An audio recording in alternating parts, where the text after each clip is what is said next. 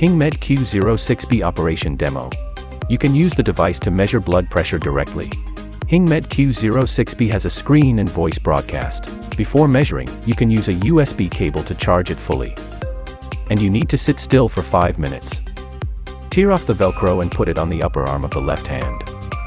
Tie up the cuff 2 fingers away from the crook of the arm. Adjust the tightness to enable you to put fingers and keep this position in a level. The wearing part on the upper arm is at the same level of the heart. Press the button on the screen to initiate the measurement. During the process, you should keep the body still. After the measurement is finished, the measured value will be displayed on the display and announced by voice. The device on the side part has 2 buttons. When the screen is on, press and hold the button for 5 seconds, then release it. When the screen displays HF, you can adjust the volume by pressing up and down keys. When the screen shows HF00, it means mute. When the screen is displayed, tap the key to scroll up and down the measurement records. Use it. No more. www.hingmedical.com